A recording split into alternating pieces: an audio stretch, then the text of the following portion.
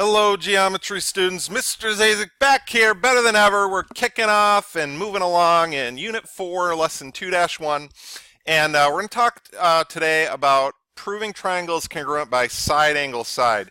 And I need to just give a little bit of kind of information here before we get into doing these examples. So I'm going to add another page here. And so we said yesterday, or in our previous lesson, in lesson 4-1, we said that if two figures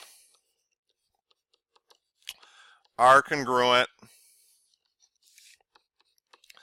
then all of their corresponding parts are congruent. So the rest of this unit, we're going to focus on triangles.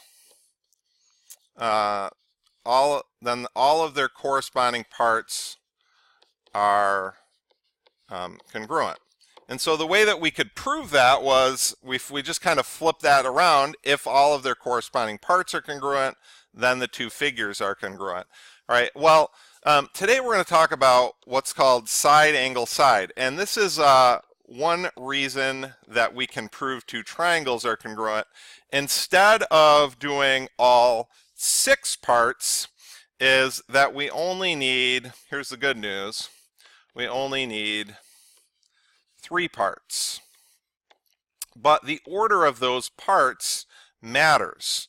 So in side angle side, what we're saying here is the key is that the angle is what's called the included angle. So I want to show you a little picture here just to demonstrate this. If we have 2 triangles and we have a side, 2 sides, this is the included angle. So the included angle is the intersection of the 2 congruent sides.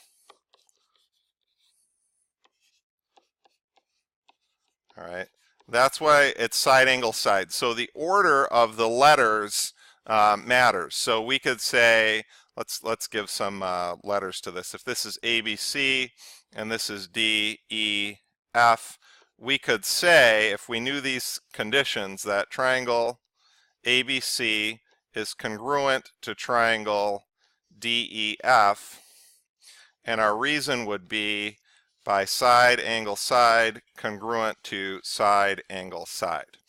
Okay, so but the key here is this idea of the included angle. So let me show you an example of something that is not side angle side. If you have 2 triangles and you have side here and side here, and you have this angle up here, okay, that is not side angle side. This is not side angle side because, okay, the angle is not the included angle.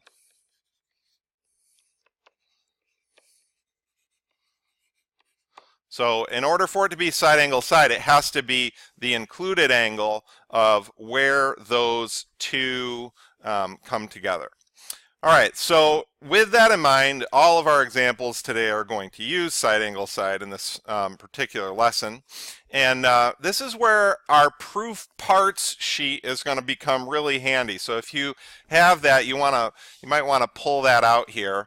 And we begin these proofs, first of all, by marking what we're given. So GK bisects this angle. So this angle here is being cut into 2 parts. I'm going to use a little red pen here. And so JGM, that's the large angle here, is being cut, being bisected.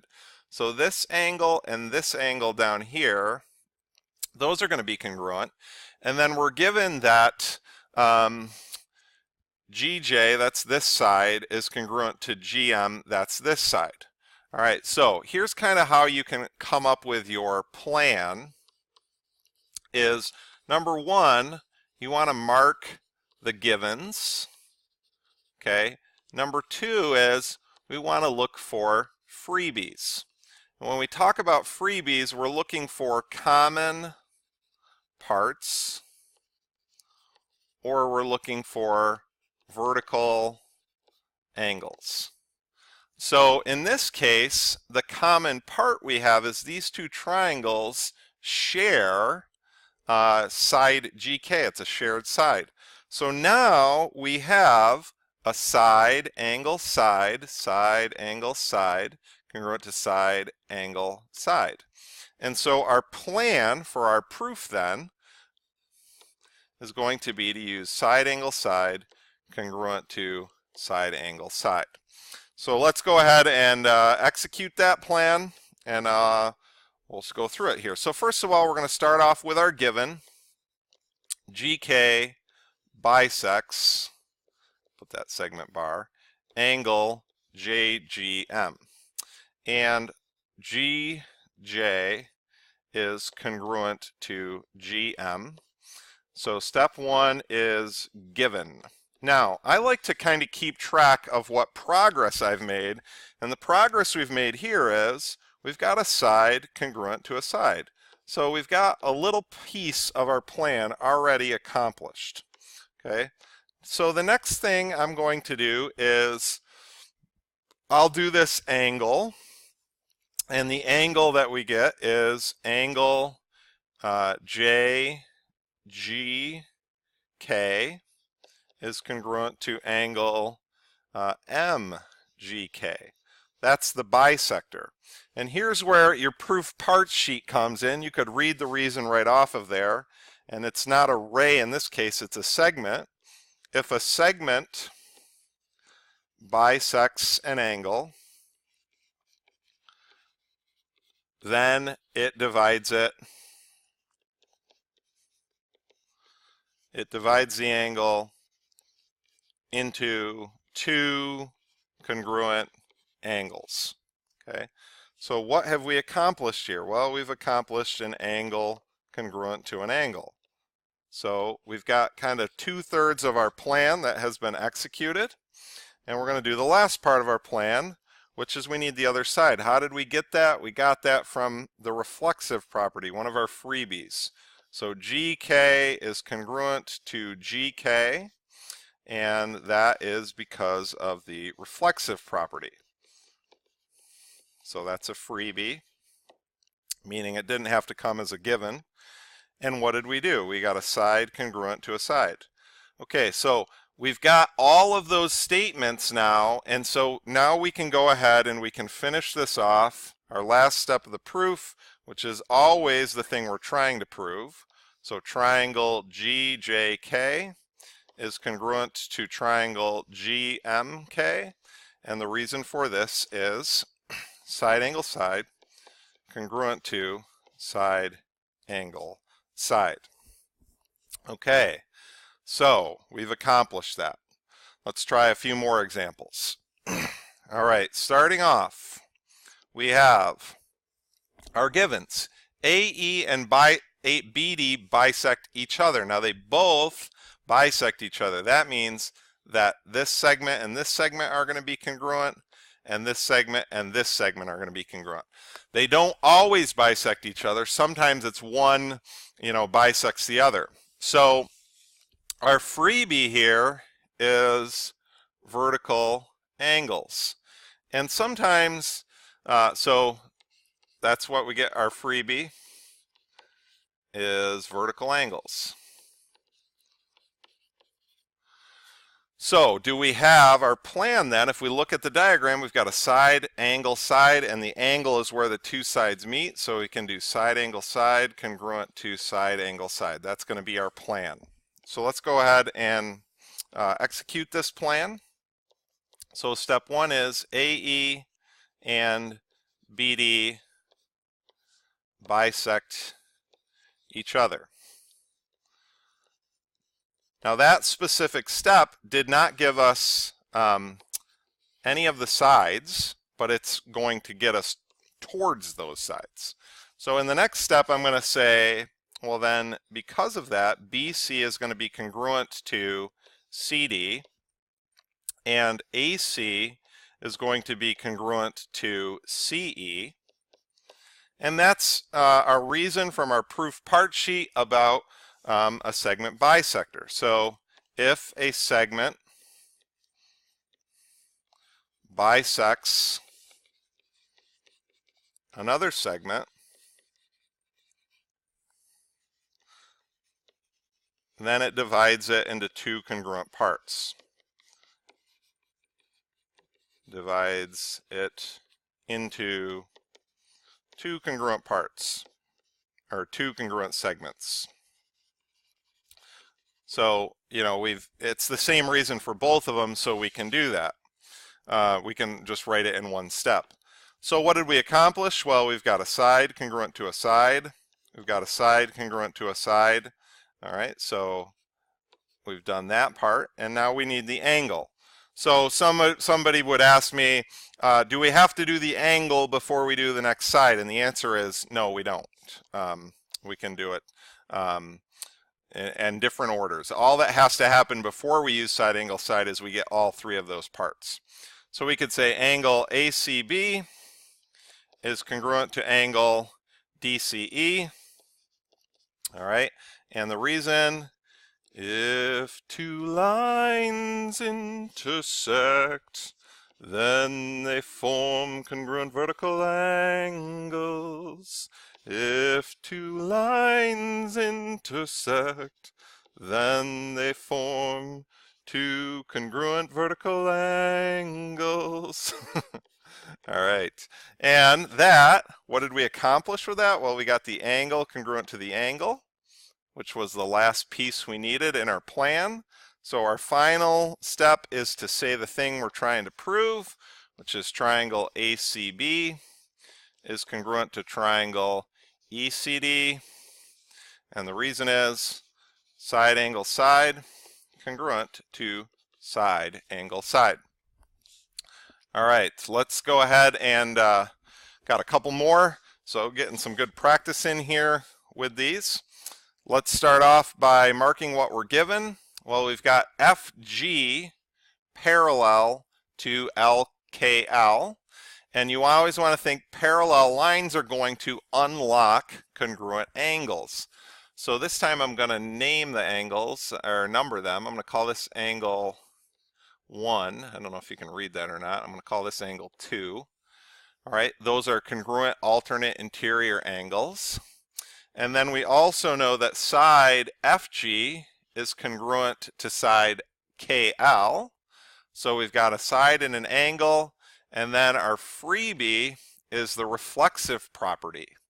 Okay, so our plan is going to be side angle side congruent to side angle side. You're starting to see the different parts of our proof terminology coming into play here. So we've got FG parallel to KL, okay, and we've got FG congruent to KL, difference between those, okay. That was given. What did we accomplish there? Well, we accomplished a side congruent to a side. So we've got part of our plan. So now the next part is, well, what do you want to do? We could do the side, we could do the angle. Let's do the angle. Angle 1 is congruent to angle 2. You can number them, but you have to write your numbers on the diagrams. So here it is. If two lines are cut by a transversal and parallel, transversal and parallel, then what kind of angles are 1 and 2? Then alternate interior angles are congruent. Okay, so what did we accomplish there? We accomplished an angle congruent to an angle. Check, check. And the last one is the side. We need another side, and we get that by our reflexive property. That was a freebie. So FK congruent to FK, reflexive property.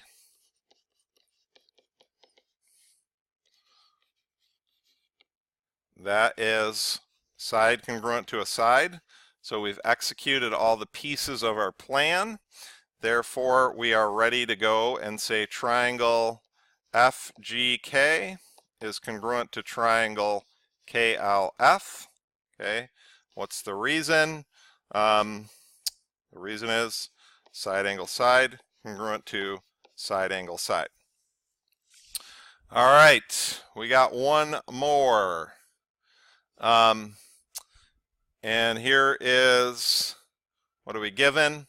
We're given that AB is perpendicular to CM. So that means this right here is going to form a right angle. I'm going to call it 1. And then this, AB is perpendicular here. I'm going to call that a right angle because we know that perpendicular lines form right angles. Okay, we know that CM in DB, and we know that M is the midpoint of AB. Well, a midpoint divides a segment into two congruent segments. So we get that, and as we look at that, we've got two sides and an angle. The angle is the included angle, and nobody's surprised, but the reason is going to be side angle side congruent to side angle side. Okay, so let's go ahead and execute. All right, so we've got AB perpendicular to CM, and we've got AB perpendicular to DB. Now I'm going to show this to you a little bit differently because sometimes what happens is people bring the givens in at different times. So sometimes they just bring them in when they're going to use them. So I'm just going to show that to you because you might see a fill in the blank one as a homework assignment or on a quiz, and we need to be kind of comfortable with that. We don't want to get so tied to all of the givens always coming in. So let me show you how this one would work. Well, we look at our proof terminology sheet and we know that the next step after perpendicular is to say angle 1 and angle 2 are right angles. And the reason is, if two lines are perpendicular, then they form right angles. If two lines are perpendicular, then they form right angles. If two lines are perpendicular, then they form right angles. All right. Well, we still haven't said they're congruent. So the next step is to say angle 1 is congruent to angle 2. And the reason is all right angles are congruent. Now, if we're doing this in class, what I would have you do is pull your proof terminology sheet out and I'd have you look at those reasons on that sheet. So you should be doing that and have that, really use that as a tool. Okay, so we got an angle congruent to an angle. All right, now we need to get the sides.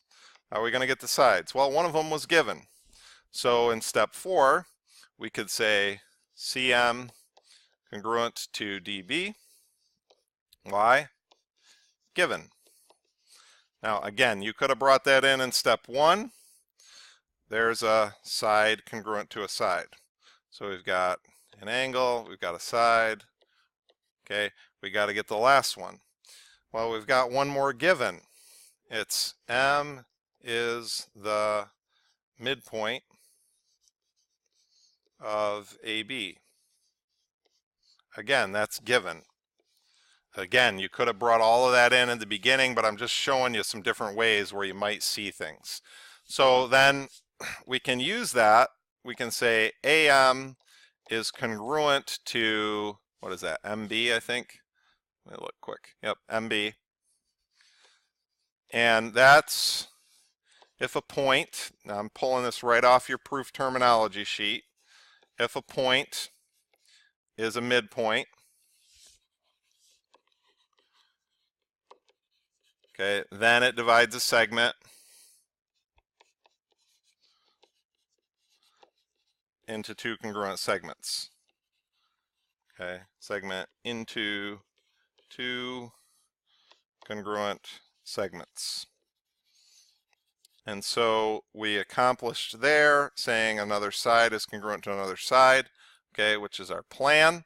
So we've fulfilled all of our plan, and so our last reason is that triangle AMC is congruent to triangle MBD, okay, and the reason is side angle side congruent to side angle side. Okay, now before you go ahead and do this assignment, there's another video which is going to be on our next reason, all right? And I know these are a little bit longer videos, but it's important that we, kind of get a chance to see these and work with them there. So please ask questions as you're doing this, and you might want to, you could start the assignment, but we also need to do the next video, which is on the next reason. All right, thanks for tuning in.